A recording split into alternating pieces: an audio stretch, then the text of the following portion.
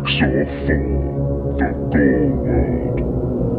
Once a luscious Eldar maiden world known as Ethelas, a paradise world at the peak of Eldar civilization, now corrupted and consumed by the energies of the war. Fraxor 4 is a hellish landscape of fractured rock and tortured oceans of blood. The demon world of Fraxor 4 orbits in and out of the Eye of Terror, and is home to not only rampaging Astartes of the World Eaters Legion, but hosts of demonic entities owing their allegiance to Khorne. Fraxor 4 is known as the Gore World, for its core is filled with boiled viscera, and its tides are those of the blood and entrails.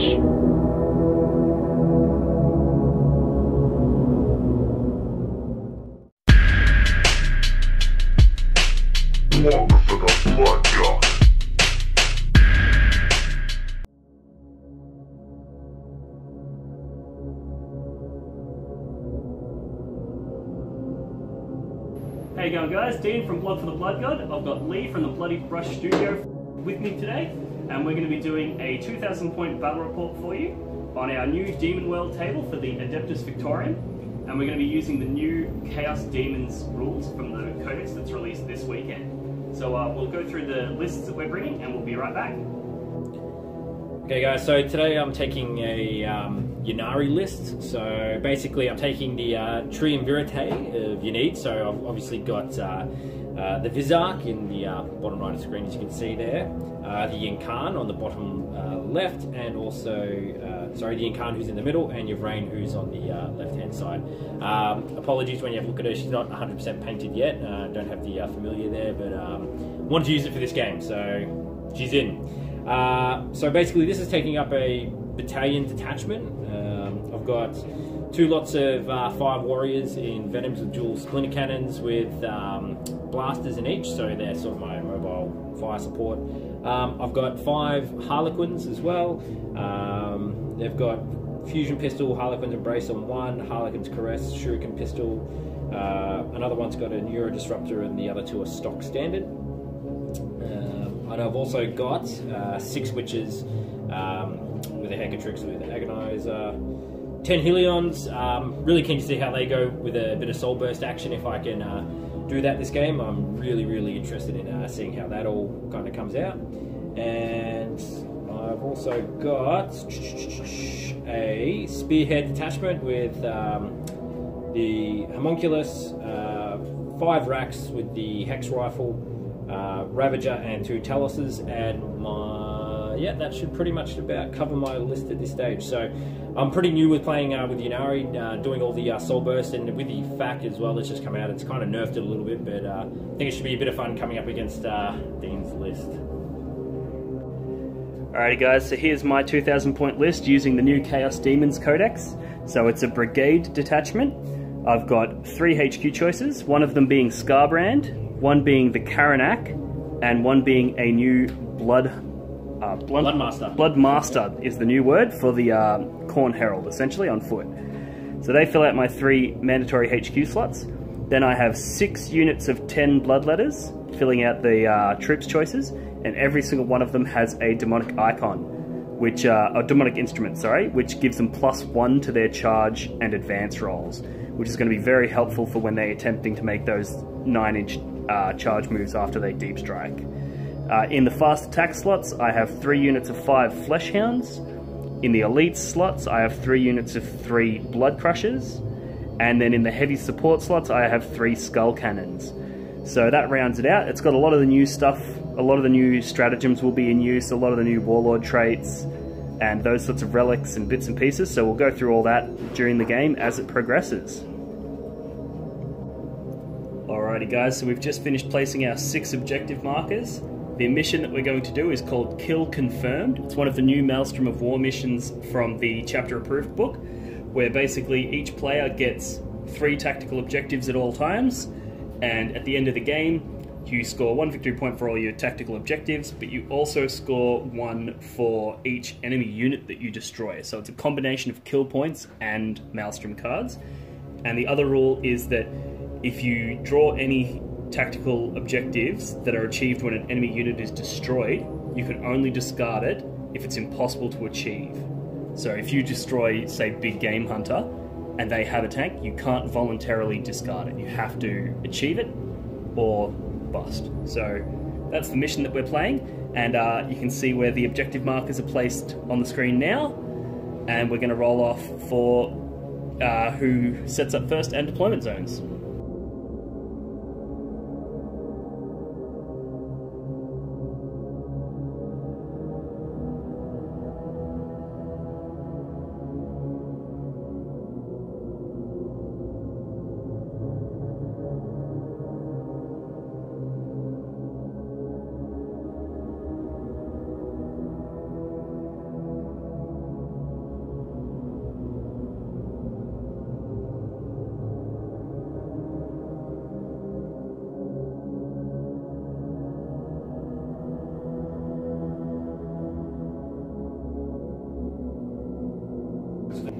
Alrighty guys, so we've just finished our deployment. I'll quickly run you through mine, and then I'll hand the camera over to Lee and he'll run you through his.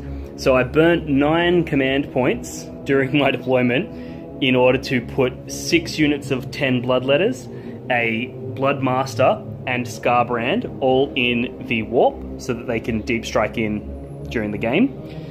So that's why I took the battalion, the brigade, sorry, so that I have enough command points that I can put all of this stuff in reserves. And then I deployed all of my flesh hounds sort of along the front here to create the front of the spear. Then the second wave will be all the blood crushers, which are all along the back there as well. And then we've got the skull cannons to sort of serve as backfield objective holders, as well as a counter assault if Lee decides to get too close. So that pretty much sums up my deployment. It's going to be a lot of deep striking, so it should be interesting. Lee's bubbled himself quite well. Lee, do you want to run us through your deployment, what you put where and why? Okay guys, so here is the Ynarri deployment. So as we know, I've split the army up into 2 detachments. So I've got my spearhead detachment just over here with the 2 Talos and the Homunculus, so they're getting their own little bubbles there, along with the Ravager and Rax. So everything is in range of each other there. I've got the Vizark and Yvain just sitting there as well, providing bubbles to everything else across here, so we can make benefit of Soul Burst if we need to, in case Dean goes first.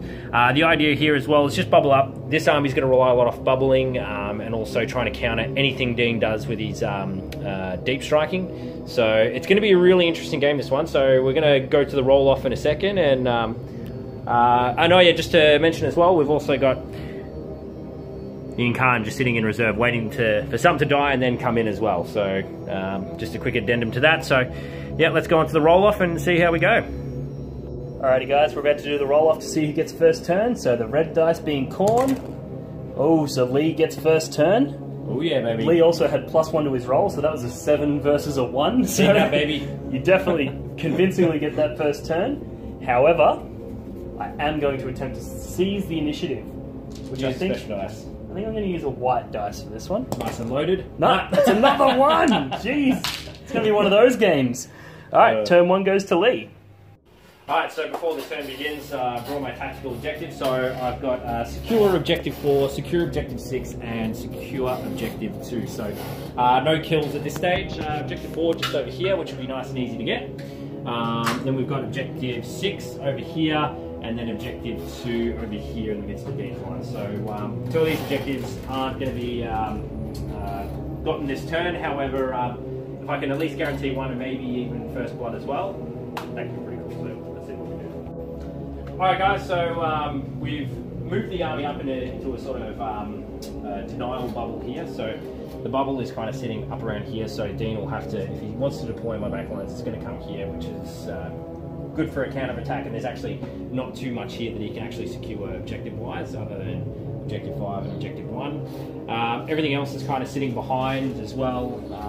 The buildings here, which is going to make it tough for him if he wants to charge anything as well, which is going to force him over to the other side of the rulers, which helps me out a little bit. So if there's a lot of bloodletters sitting here over in this flank, well, I think we'll have enough threats to kind of deal with it, but we'll have to wait and see. Ravager's also moved up to try and take line of sight on one of the skull cannons, so we'll see what we can do there. And everything else is, just moved up, taking advantage of bubbles and a bit of area denial. So onto the psychic phase next, which is going to be only 1 power, which will be Gazer you need to try and just move the Vizark up a bit quicker. Might as well roll it now on camera if it's only 1 power. That's it, so it's a 6 up. Fails, doesn't matter. No, all good. So on to shooting. An uneventful shooting phase, the Ravager only hits once on the skull cannon up the back, and even using a command point, failed to hit, as is usual with using command points for rerolls to hit. And but managed to do 2 damage with the other one that did hit, and managed to knock off 2 of the Flesh Hounds using splitting cannons. So basically, that pretty much wraps up my first turn as well. So I'm holding objective 4, which I'll score, and it's just pretty much positioning myself now to try and bear the brunt of Dean's charges. So I'm looking forward to seeing how this goes. It could be messy. Alrighty guys, so I've just drawn my tactical objective cards. I got Defend Objective 5, Defend Objective 6, and Secure Objective 3. Now securing Objective 3 is going to be nice and easy because it's right here. So that skull cannon, he's already holding it, so I just don't have to move him. Defending Objective 6, it's right in the center here. So that's going to be a pretty hotly contested objective with both armies bearing down on it, so we'll see how that one goes. And defending Objective 5 will also be probably quite challenging, so we'll see how we go. But with all the bloodletters, they're all objective secured, so dropping them in, it should be an interesting turn of events. So we'll jump into movement phase. We'll be right back. Alrighty guys, so we've just finished my movement phase. So as you can see, all of the Flesh Hounds and the Blood Crushers have just pushed forward. I've kept this Skull Cannons all stationary so that I'm still holding that objective number 3. I've pushed up onto objective number 6 here, so as long as I'm still on there at the end of Lee's next turn, I'll get the secure objective 6. And then at the end of my turn, I dropped in Bloodletters here, here, and over here, all 9 inches away from enemy units, and Scarbrand over here, also 9 inches away.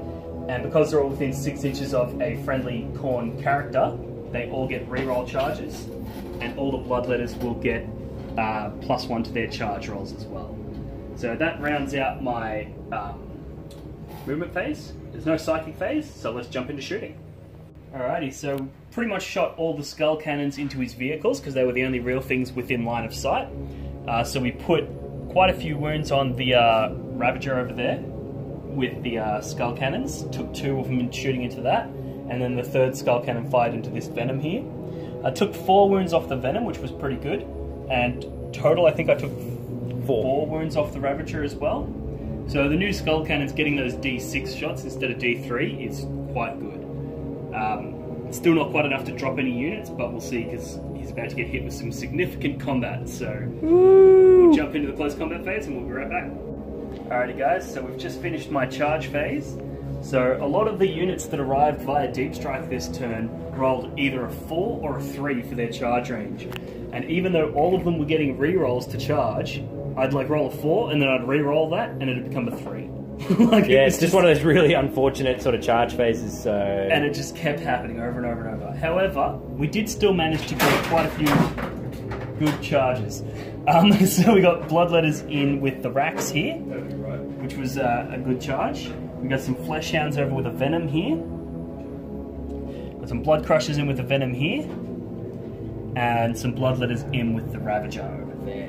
So I've managed to tie up quite a few of his units, and hopefully that'll generate me quite a few kills in this first turn. And it also puts me in a pretty good position to start claiming some of these objectives, because I need to defend Objective 5, which I have some objective secured infantry on here, and I also need to defend Objective 6, which I've got my Flesh Hounds on. So I'm pretty happy with the position I'm in. What I did is I strung out a few of the units so that they had at least 1 model within 8 inches of Scarbrand. Even though Scarbrand himself failed the charge, just him being there makes those Bloodletters significantly more powerful. So we'll see how they go. We'll roll out some attacks and we'll let you know what happened. Alrighty, so we've just finished my close combat phase. So we've had the Bloodletters manage to kill the Ravager. We had these Bloodletters killed all the Racks. These Flesh Hounds killed the Venom. and these Blood Crushers got that venom down to a single wound remaining. Lee used a command point to reroll one of his saves, and it just managed to keep him alive. Yahoo! So that's a pretty good turn for me. I'm pretty happy with it. And also, just so we can see as well, the showdown. Cannot forget that. The showdown will be happening. So when the Ravager died, Lee decided to bring out his The Ynarri. and he's going to go toe-to-toe with Scarbrand, so we'll see how that one goes. It's going to be good. I reckon Scarbrand's got you. I don't know, we'll see, we'll see. So I managed to secure objective number 3 with my Skull Cannon over here, and I've positioned myself on objectives number 6 and 5, but Lee has got a lot of units that could potentially knock me off them, so we'll see how we go. But yeah, we'll jump into turn 2. Alright guys, and as we can see here, we've just got secure objective 3 to add to that, which is right here on the board. Well, my stuff's over there. So it's going to be really, really tough, but I think we can do it. So the Dark Elf movement has finished. We've got a few units that have kind of just pushed their way up. Actually, I'm going to quickly finish something off. These guys are just moving up here to charge. There we go. That was the last thing I had left to go. Yep. So we've had the Witches move up, ready to have a contest with the Bloodletters here. I think it'll be a bit of a stalemate if I get to attack first. How many command points you got left in? I have 3. 3. So there will be an interrupt somewhere in my combat phase. I know that. Yvrain and Ynarri moved up. They work really well together as a team. These guys have stayed here. Helions have surrounded these guys here as well. And Ynarri and Venom have also moved up. So I think we're going to see a pretty interesting Dark Elder psychic and shooting phase occur next. Alright, let's do it. Alright guys, so we've just finished the Ynarri psychic phase. So first we had Yvrain. She attempted to cast its Ancestor's Gaze on the Harlequins to try and get them an extra move, to push them off to get a charge onto the Flesh Hounds, which will deny Dean objective 6, so defending those points. But you were denied. That's it. Well, but what happened from that though? Dean with 3 command points left failed. He spent a command point to get a 4-up denial. Spent it, then failed that 4-up. So then he spent another command point to then pass that save. So left him with 1 command point, which now means in the assault phase there'll be no interrupting attacks, which is really handy for me because I've got a lot of charges to pull off in this next turn. Then after that, you need Stirs, I believe it is, with a very, very good version of Smite onto the Bloodletters. Managed to roll a 6, which meant I get to roll a d6 for mortal wounds, and I rolled a 5, so 5 mortal wounds onto the Crushers. Good. And then over here as well, the Ynarri is able to re-roll 1s for all hit rolls, and also casted Smite and did 2 wounds on Scarbrand to knock him down a few already. So this is shaping up to be a very interesting shooting phase now, indeed. Yes. This turn, so. You're doing me a concern. So not a bad shooting phase from the Ynarri. So over here we've had the Helions. They killed 5 Bloodletters in the shooting phase. Over here, nothing. Over here we had 7 die. And then we had another Bloodletter over here die as well from the shooting from the Harlequins. And then we also had 2 Bloodletters over here die from the shooting of the Carbonite Warriors. So, Lee, fun fact. Yes. Not a Bloodletter. Sorry? Not a Bloodletter. Yeah, I know there's a lot of... I play Corn. There's a lot of Bloodletters around, but... Flesh Hounds and Blood Crushers. Congratulations! So, woo! That's where my thought process is right now. Yeah. Alright, let's go on to the charge phase. Yep, sounds good. Alright, so pretty interesting turn here from the Ynarri. Didn't manage to score any of my objectives, just to cap the turn, but I did deal a bit of damage. So the Bloodletters, which were over here, down to a single man, auto passed their morale thanks to Scarbrand. Over here, whittled them down by another 1, so there's 2 left, but auto passed because of Scarbrand. Now over here, the unit of Bloodletters was killed by the Helions after they charged, and then when they died, activated Soul Burst, which then killed the Herald here through shooting, because the Herald was just a bit closer than these guys here. Lucky me. The combat between Scarbrand and the Ynarri. Oh, what's happened over there? So, yeah, good question. Ynarri did 6 wounds against Scarbrand, and then when the Blood Crusher over here died, so any unit, friend or foe that is destroyed, basically the Incarn first popped across to over here to make sure that Scarbrand couldn't retaliate, and then when another unit died, popped straight across to over there. So just keeping it a little bit safe and away from Scarbrand. So he'll be able to deal some damage to some units around here. However, it's just about keeping the Incarn safe at this stage. And also keeping the Triumvirate working as a bit of a cohesive unit as well. And then when the Fleshhound did, so these guys here did a wound apiece, so I lost one of my Carmelite Warriors, and Dean lost a wound off the Fleshhound. I managed to get a wound back on the Incarn as well, thanks to You Need Stirs rule. So yeah, it's all gone pretty well at this stage. So yeah, no objectives scored, so I'll probably discard some objectives because they're not killing objectives, which is good. And yeah, we'll see how the next turn goes. Yep. Also interesting to note, I did get secure objective number 5. Yes. Because I'm still holding that. However, I didn't manage to secure... No, I got secure objective 6, sorry. 6, but not 5. Because I was killed off with this objective. So we'll jump into my turn 3. Alrighty guys, so I've just drawn my new 2 objectives. So I've got defend objective 5, carried over from last turn. And then I've also got secure objective 4 and secure objective 2. So we've got objective 2 is right here, which I'm holding with the Blood Crushers right now, so that's nice and easy. And then objective number 4 is here, which the Fleshhound's on, but not holding because he's outnumbered by those warriors. But I have got considerable forces to the left, which are able to jump on that objective if need be. And I also have obviously quite a bit left in Deep Strike Reserve, so we'll see. I might bring some of them on to claim the objective, who knows. But yeah, we'll get back to you soon. Alrighty guys, so we've just finished my movement phase. So we've had the Fleshhounds that were over here holding objective 6, sorry, have moved up. Blood Crushers that were down behind them have moved up to hold that objective. These Blood Crushers remain stationary because I need to hold objective 2. However, the Fleshhounds and the Karanak that were in front of them have moved up because I need to claim objective number 4. And the Skull Cannons all remain stationary. Other than that, we've had Scarbrand move up central. And that is so that he can provide his buff to any of the units of Bloodletters that try to make their charges this turn. And also I dropped in 3 new units of Bloodletters, so I've got no more left in Deep Strike Reserve. One unit's jumped in here, 9 inches away. Another one here, 9 inches away. And then another one over here, 9 inches away from those witches.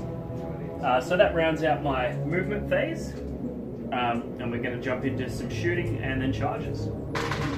Alrighty, so we've just finished a pretty lackluster shooting phase for the Khorne. We had these 2 Skull Cannons both fired at the Talos here.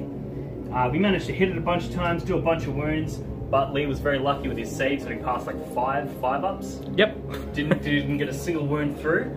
And then this 3rd and final Skull Cannon is fired at the Incarn. And again, Lee passed his saves. So I only got 1 shot, 1 hit, 1 wound, but he passed his saves. So. Hey, Dean, would you say you can't do that? I would say you can't get fucked.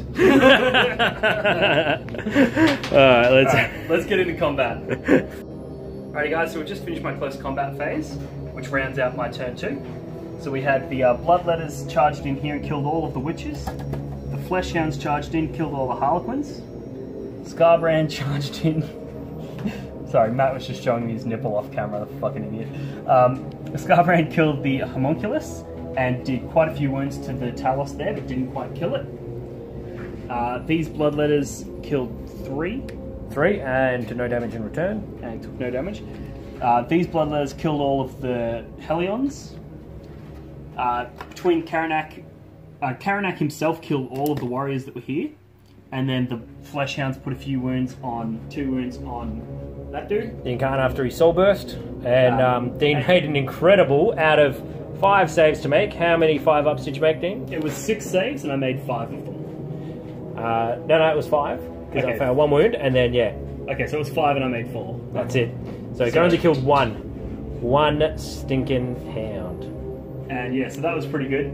So that pretty much rounds out the combat phase. So at the end of my turn, I have secured objective 2 with the Blood Crushers over here. I've secured objective 4 with the Fleshhounds over there. And as long as Lee doesn't kill all of those bloodletters, I will defend objective 5 in his turn. And because a lot of his stuff's tied up in combat, I don't like his chances of killing these bloodletters here.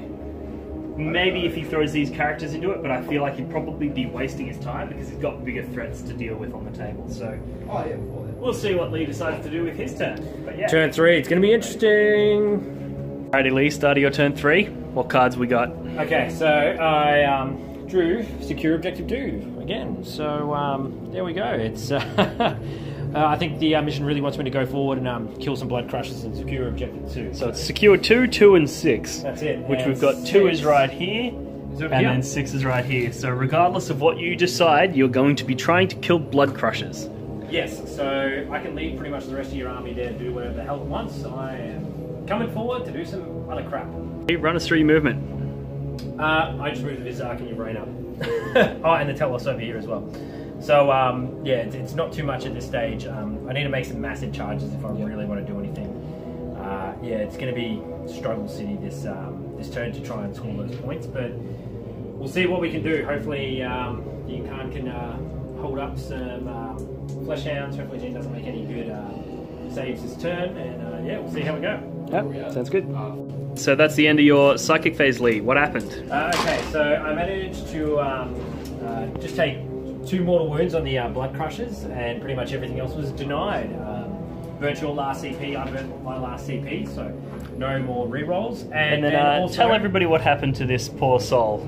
He decided to roll a double 1. So perils, and then what'd you get for your D3 mortal wounds? 6. Straight away. It's the only time I can roll 6. So he's actually done more damage to himself than I've done to him. Correct. So that's interesting. Let's see what happens. Woo! Alrighty, Lee, run us through your last couple of actions. Okay, so with all speed up, because I didn't have much left, and let's say I couldn't roll much higher than a 1 in this phase. So in regards to my psychics, it was a lot of double 1s. In regards to my shooting, it was a 1 and a 6. Managed to kill off 1 Blood Crusher, and then for my charges, I rolled a fail and a double 1 here. So there was that. 3 charges to make, and you failed all 3. All 3. And then in the combat phase, I only missed once with Ynarri, but then I rolled a triple 1 and 2 other wounds. And then for the damage, I rolled a 1 and a 2. So managed to. It was enough to kill off 2 Flesh Hounds. Correct, but still not much. And then in return, I put a wound on you. Correct. And then over here as well, the Talos did nothing, and Scarbrand just smacked him up. Yes, he did. So yeah, I think this game's telling me now that I've got to pack it in, all the 1s and failures. It's like, just telling me, just finish it up quickly. But they're not doing you any favours. Did you score any of your objectives? Hell no, I didn't. So you didn't get 2, and what's the other one? You need 6. 6. Which you didn't get either. However, I managed to get defend objective 5 with my bloodletters down here. Good job. Which I managed to get that in your turn. So we'll jump into my turn. 3. 3. Alrighty guys, so we've just drawn the objective cards for my turn 3. So I drew secure objective 1, overwhelming firepower, and behind enemy lines. So objective number 1 is just over here with the bloodletters. So that's very easy to achieve. Overwhelming firepower is just simply killing a unit in a shooting phase. And because of the mission, I'm not actually allowed to voluntarily discard that. So basically I've got to use my 3 skull cannons to try and kill this Talos. And the other one was behind enemy lines, where I can get D3 victory points if I have 3 or more units in his deployment zone, which I've currently got like 5 units within Lee's deployment zone. So that's another really easy point for me. So I think I'm going to get myself in a significant head start with victory points at this stage. And it's just about making sure that Lee's in a position where he can't come back.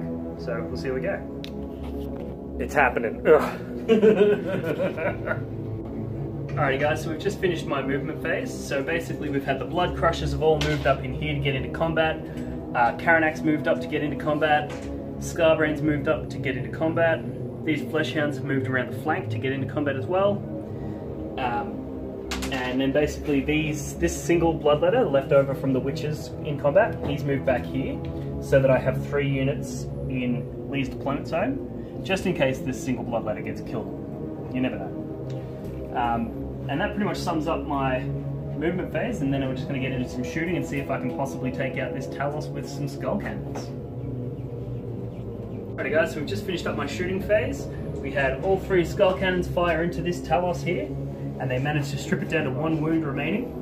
And then Scarbrand fired his heavy flamer in as well, but failed to do any wounds. So unfortunately I did not kill an enemy model in my shooting phase, which is quite unlucky, but what can you do? That's it. Charges, assault, far out. Alrighty guys, so there we have the end of a very savage close combat phase for the forces of Khorne. Basically we had everything charged in, so Scarbrand charged in, Karanak charged in, Blood Crushers charged in, Fleshhounds charged in, through everything I had at Lee, and basically Scarbrand was able to deal a ton of wounds to the Vizark and Yvraine that didn't kill either of them. And then basically Karanak put a bunch of wounds on the Yvraine? No. Yvraine? Yukon. Yukon, Fuck, yep. I get confused with this Yvraine. The Yukon, and then the Fleshhounds finished him off. Then these Blood Crushers finished off Yvraine, and then the Vizark managed to kill Scarbrand with his Soul Burst.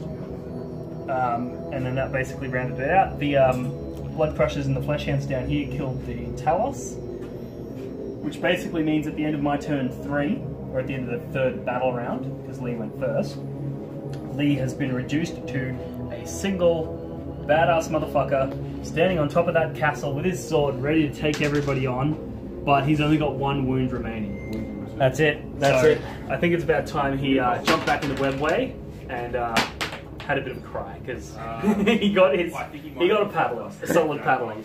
Go to paddling. So yeah, that basically wraps it up. Even if we went to objective mark cards, I would have got 2 of my cards this turn. I didn't get overwhelming firepower, but I would have got those, which means I would have been significantly ahead in Maelstrom cards. Probably roughly the same in kill points, you reckon? Yeah, I killed quite a bit. In the Killed quite a first bit. turn, you killed quite a few, but then it's sort of... Yeah.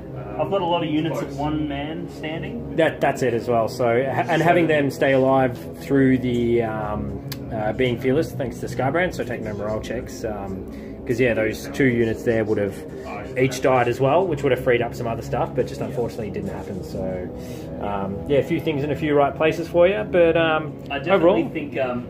So this obviously being the first battle report we've done with the new Chaos Demons Codex, I think the big takeouts are that Scarbrand is an absolute must, because not only does he project that aura of fearless, but he also stops your opponent from being able to fall back out of combat, and he also gives you plus attacks and all kinds of buffs. But on top of that, now that he can deep strike, he's actually useful. Whereas previously he did all of those things, but there was no way of getting him into the thick of it. Whereas now you can just deep strike him right next to your opponent's army and then just charge him right into the center and just provide this buff to everything. The one downside though is he also provides those buffs to your opponent. So it also meant that Lee had units like these guys here who were immune to morale. And it also meant that Lee's, like, his Harlequins were getting extra attacks, his Witches were getting extra attacks. So it essentially just makes the game a lot more bloody and a lot more savage, which is exactly what you think Scarbrand would do. So that's a definite must. Being able to deep strike in the Bloodletters is a huge buff for them, because previously you would have been walking up and just getting shot off the table, whereas now they can just, you drop them in wherever you want, whenever you want. Yeah, I love it. The Warlord trait, which was only really effective at the start of the game because I had it on the Bloodmaster, which was giving him the 6s do additional damage. No, 6s to wound do additional hits.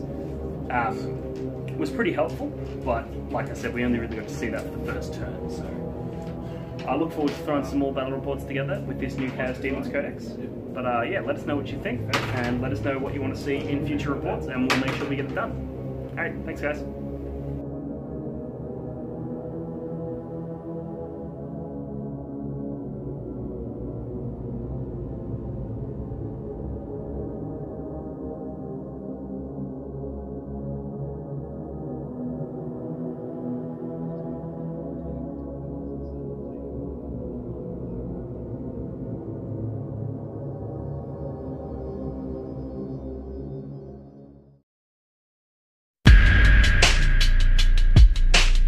Motherfucker, blood god.